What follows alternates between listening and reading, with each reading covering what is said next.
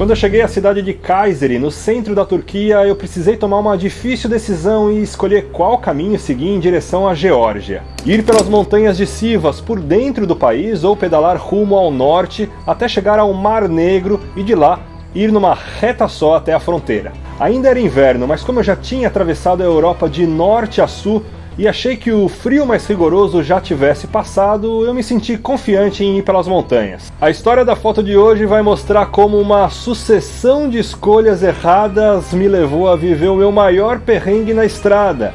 Uma história quase sem final feliz. No caminho entre Şiran e Trabzon foi onde eu fiz essa foto, mas aguenta aí que eu vou contar o que aconteceu antes e depois dela. Mas antes de mais nada, eu preciso apresentar para vocês um personagem importante dessa história.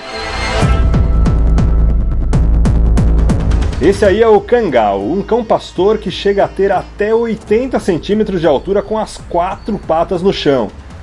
Ele é extremamente agressivo e considerado o cachorro com a mordida mais forte do mundo.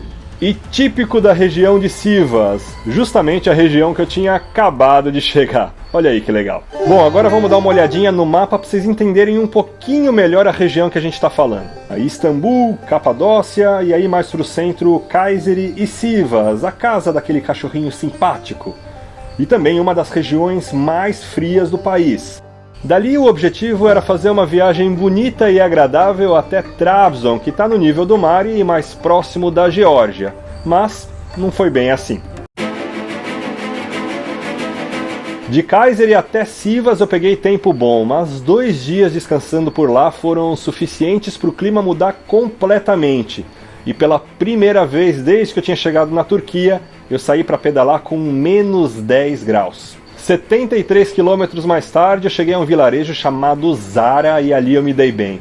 Eu conheci o Guner, um professor de educação física super gente boa e tipicamente turco. Ele me convidou para tomar um chazinho e acabou me descolando um lugar super bacana para passar a noite e de graça, numa pensão de professores.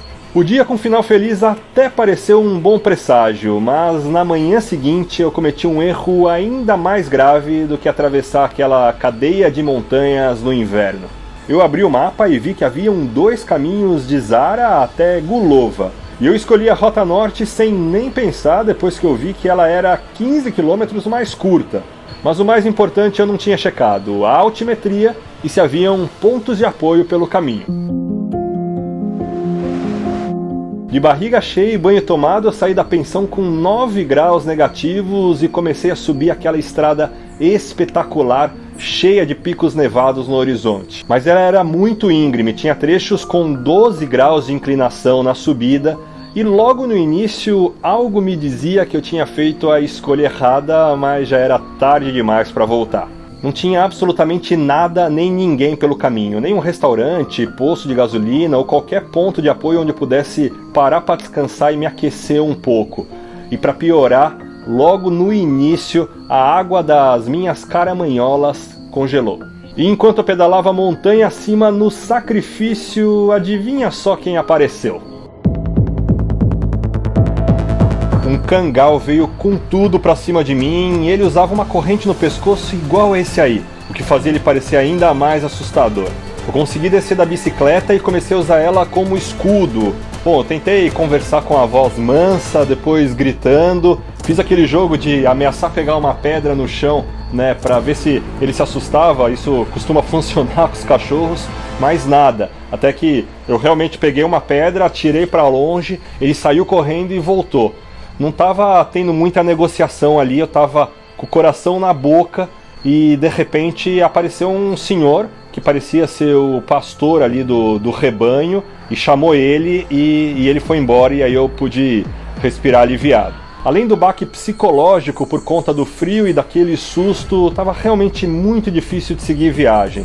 Eu estava sem água para beber, as pontas dos meus pés e das mãos estavam congeladas e bateu o desespero.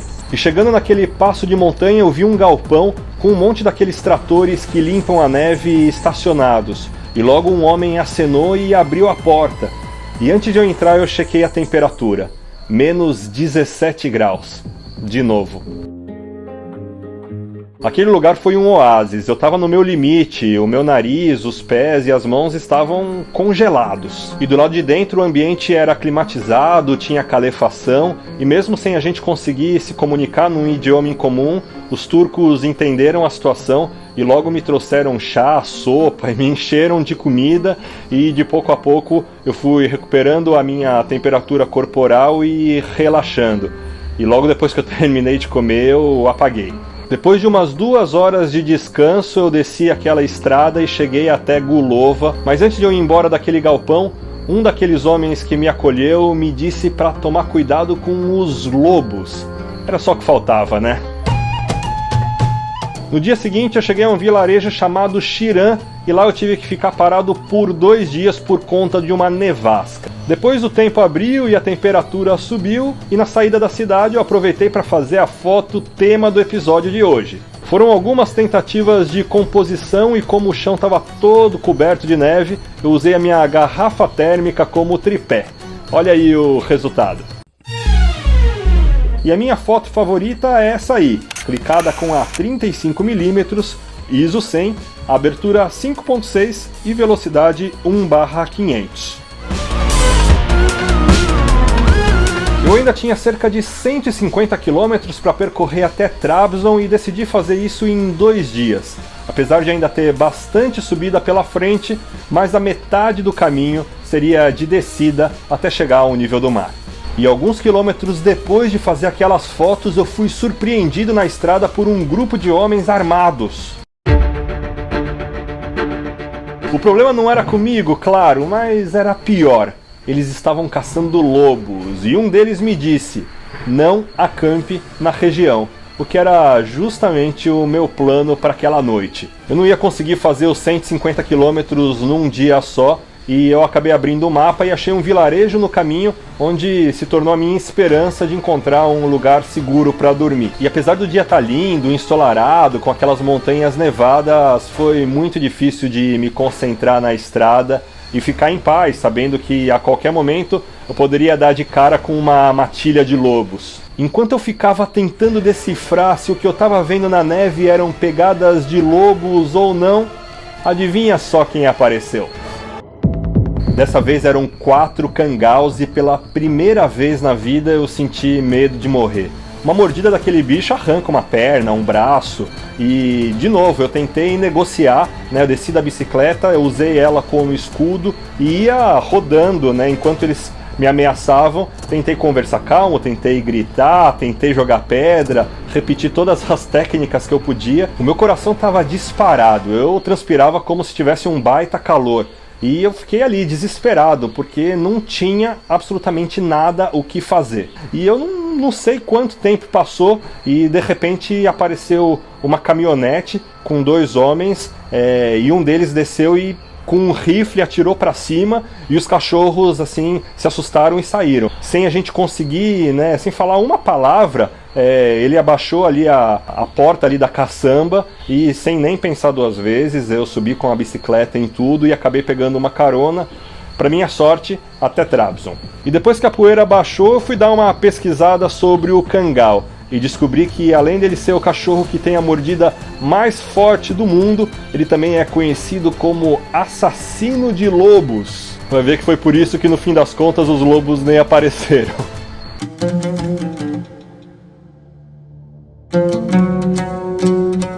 E com um certo alívio que os predadores dos cicloviajantes voltassem a ser apenas os carros, eu peguei aquela movimentada estrada do Mar Negro e em alguns dias cheguei à fronteira com a Geórgia.